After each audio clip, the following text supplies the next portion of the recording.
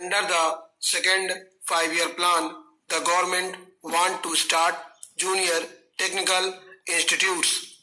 But so far, the education department is not in a position to know what type of junior technical institutes are going to be established in the country.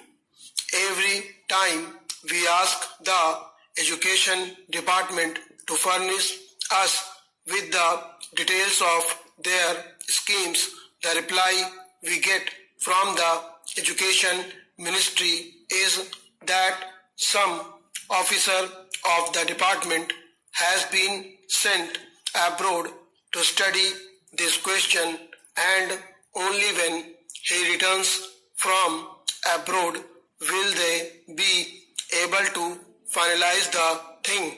An officer of the education department has been sent to study these institutions in France.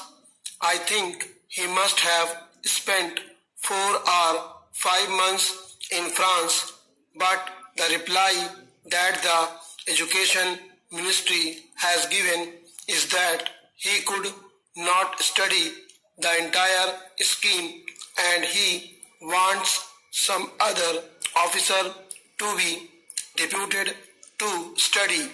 As I said before, under the second 5-year plan, we are to start junior technical institutes, but so far the education department is not in a position to give even the correct information to those private agencies which are there ready to start these schools.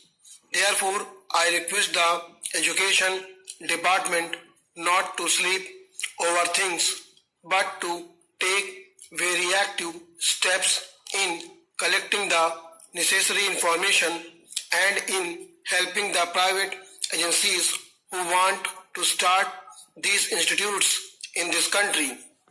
I know my people are suffering because they have been given a very defective type of education. Today, we have to depend upon the reservations. Whenever any vacancy occurs in a department, that vacancy, even if it is reserved, is not filled by a scheduled caste man. Naturally, this type of education will not help a candidate to choose any other profession except to depend upon government establishments.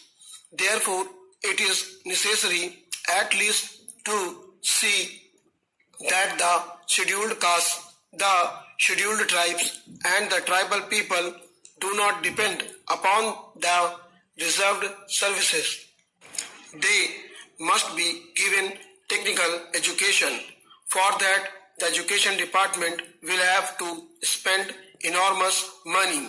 I do not want government to simply waste money in propaganda against untouchability.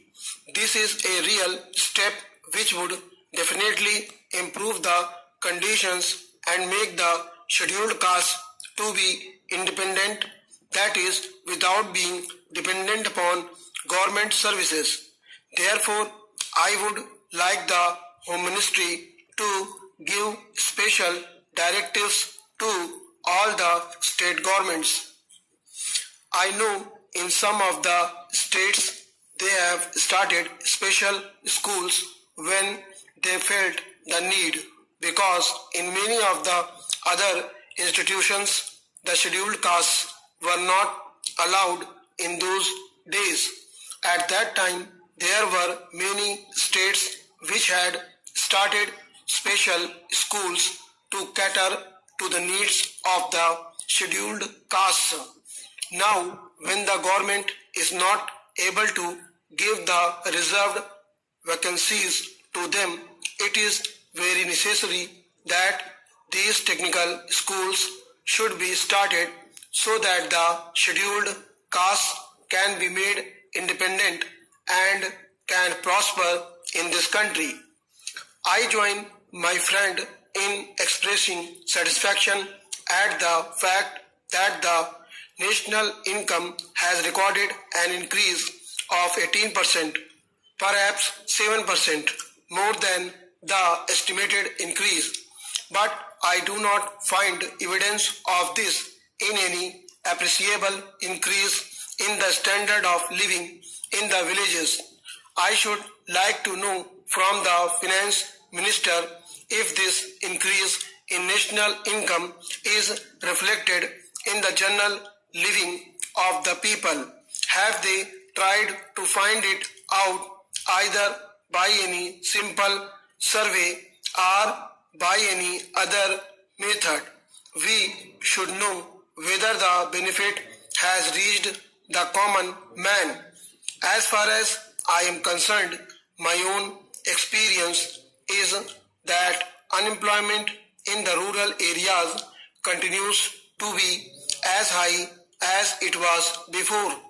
If it has not recorded an increase, one way by which we can gauge this is by the number of persons crowding round public servants or public men for some sort of recommendations to secure jobs.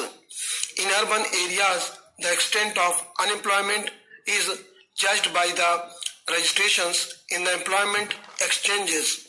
I do not suppose areas, and I think our experience